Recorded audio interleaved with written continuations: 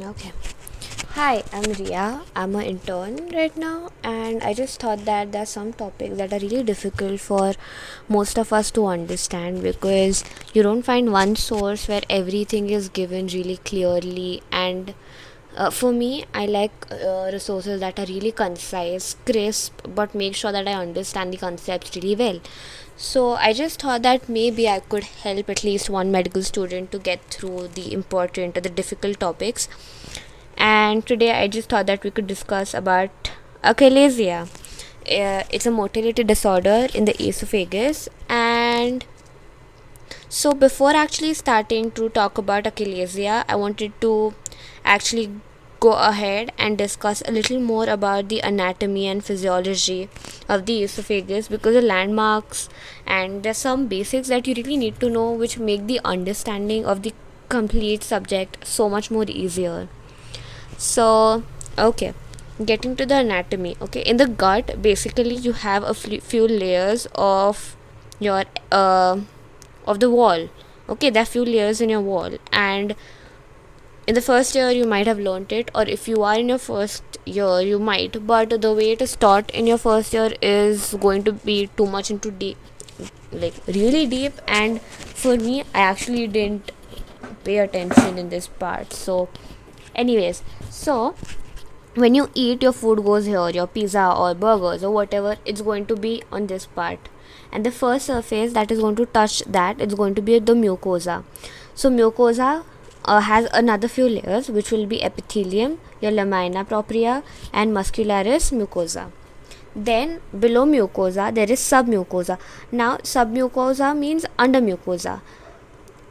This layer is going to have your Meissner's plexus or submucosal plexus. Okay, and after the mucosa, submucosa, and then you'll go to the muscle layers, which is muscularis propria. Now here you'll have circular muscles, which will be, if this is your esophagus, these will be your circular muscles. Okay, then you'll have your Auerbach's plexus. Now Auerbach's plexus is pretty important when it comes to achalasia. So this is the Auerbach's plexus are mostly in the muscular layer. They will control your contractions, and the longitudinal layers will be let's just, if your this is your esophagus, and these will be the longitudinal muscles. Okay, and then you have the serosa, or the last layer, adventitia. Okay, now there are a few landmarks that you really need to know, and I have really not come through any book that actually explains it properly. So when you open your mouth, these are your two incisors, that are the central teeth. Okay, that level you'll go count it as 0. Okay, so 0 to 15, blah, blah, blah, there's nothing much. This is your oral blah blah. Okay, and when you go your thyroid, then your hyoid. At the level of your hyoid, you'll have your upper esophageal sphincter, then your esophagus starts. Okay, so, and there is a sternal notch, which is going to demarcate your upper esophagus. So you know these important landmarks. So if somebody is going to ask you upper esophageal sphincter, you should know the sphincter is going to be near your thyroid or your hyoid at 15. These are centimeters. Okay, I think I've forgotten to mention that. Then you come to your middle esophagus and lower esophagus. So why middle, upper, lower? The thing with upper esophagus is this has skeletal okay, wait, skeletal musculature, while your lower, middle and lower are muscular regions. Okay, now also again the lower part is different because it gets affected by acid refluxes, if there is any acid reflux. Now when you say diaphragmatic pain, so at the level of your diaphragm, this is your diaphragm. Okay, at the level of that there is the esophagogastric junction. That means your esophagus and your stomach is going to fuse there. That's the junction. And there is your lower esophageal sphincter. So usually when there is any kind of acid reflux, it will be associated with your lower esophageal sphincters. Okay, going on to achalasia. Okay, now pronunciation of achalasia is pretty important because it looks a little simple but it can get a little confusing. So achalasia is a motility disorder. That means there's problem in the movement of your walls. Okay, I'm just going to use a pen right now. Okay. So, okay, what is achalasia? This is your esophagus, lower sphincter, lower esophageal sphincter at the level of diaphragm. Okay, and these sphincters fail to relax. So that means they're just too tight and they won't open up. Relaxation means sphincters opening up and letting the food go down. Okay, but that doesn't happen in achalasia. Why does this happen? Okay, we discussed about Auerbach's plexus. So Auerbach's plexus are somewhere here, everywhere. Okay, now these are the these Auerbach's plexus undergo degeneration, and due to that your sphincters are not able to relax. Coming to the next part is the clinical features. Now again, like I mentioned before, that the upper 1/3 of esophagus is skeletal while the lower 2/3 is going to be muscular. So if it is skeletal, there won't be like contraction, it's not going to squeeze shut or like be able to move much. But when it is muscular, it has a capacity of stretching and it is controlled a lot more by your nerves or your plexus, neuron plexuses like Auerbach's plexus over here. So progressive dysphagia. Okay, these things are really very easy to understand. You don't have to go and rote learn them. Just you need to picture them, and you need, it's like a chain reaction, and if you understand how things are happening, it's going to help you. Okay, hold up. So this is your esophagus, okay, and this is your stomach, blah blah blah, and I'm just going to make this as the level of gastroesophageal junction. Okay, so now your Auerbach's plexuses are gone. Okay, your sphincter won't open and you continue to eat. As you continue to eat, the food is going to get accumulated here. Okay, so there are levels.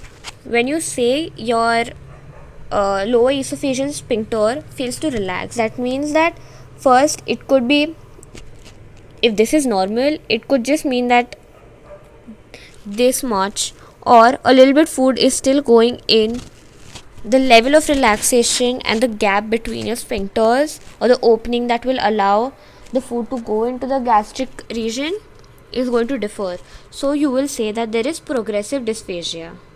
Why dysphagia? Because you'll continue eating, okay, and as you continue eating, your food will get accumulated here. First it'll be from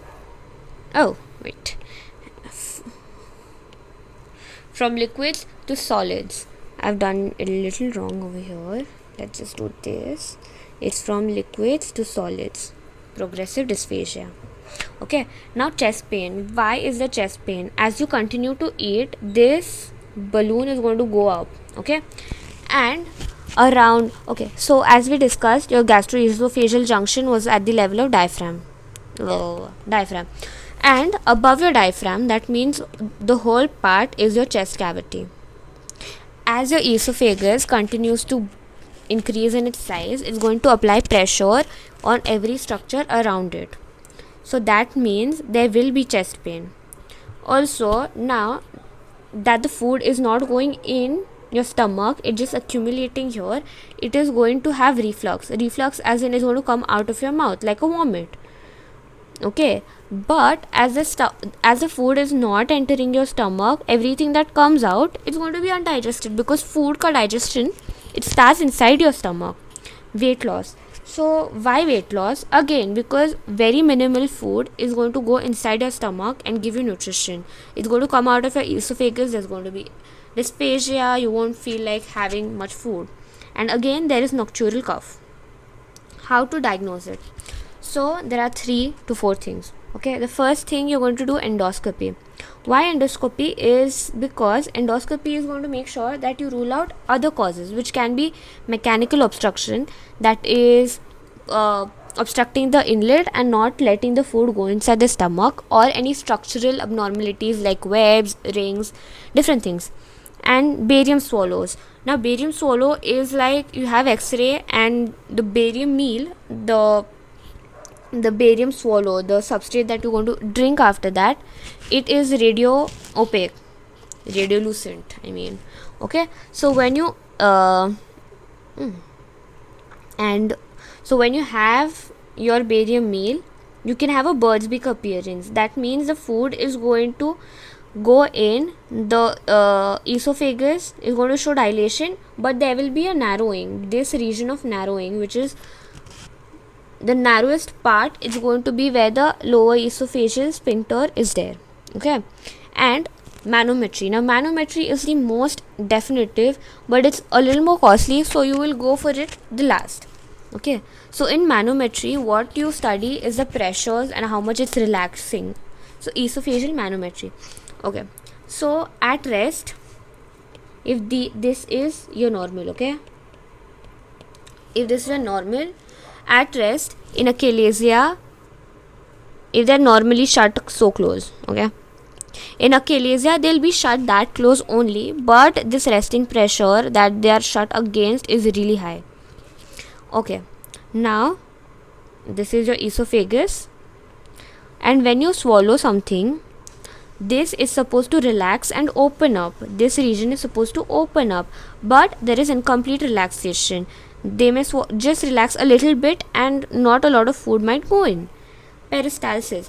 Peristalsis is rhythmic movement throughout your esophagus. Now this will show peristalsis like this, the walls of esophagus, and because the neurons are degenerated, there will be decreased peristalsis throughout.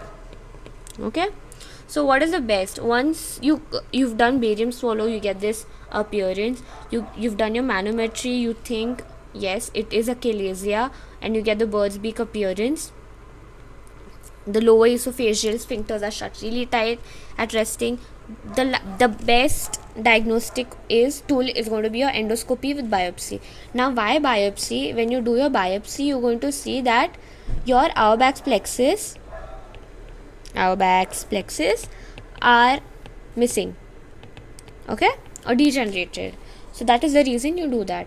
Okay, now caution, because a few things that are really important are malignancy may mimic achalasia, because if there is malignancy here, any kind of mass here, it may lead to the narrowing. Also Chagas disease, which is because of T. cruzi, may also cause achalasia. Okay, so now the treatment. One is a short-term treatment and one is a long-term treatment. Going for a short-term treatment, you can have calcium channel blockers, which are going to prevent the contraction, or you can have nitrates, or you can have botulinum toxin injections. So botulinum toxin is Botox, which is also commonly used in face. It causes muscle paralysis, which is transient, and you can use that in your lower esophageal sphincter. And long-term long-term treatment can be pneumatic balloon dilation. That means this is your esophagus, okay, which is unable to relax. You put a balloon over here and it is blown. The balloon is inflated, so it opens up the sphincters, and then it's removed. So the sphincters open up, but again the chances and the risks of esophageal reflux or acid reflux are very high. And Heller's myotomy is supposed to be the last resort. What they do is surgically remove a little part of your esophageal sphincter, making it relax. So like a little bit of your esophageal sphincter or the neurons are removed, that leads to relaxation. But the side effect of this is it may lead to achalasia, which will lead to acid reflux. I'm so sorry. So I think these are the basics that you really need to know about achalasia. Let me know if you've liked the video, and further any topics that you really need to understand, or share and subscribe. Let me know if you want any more topics that you really find difficult, and I'll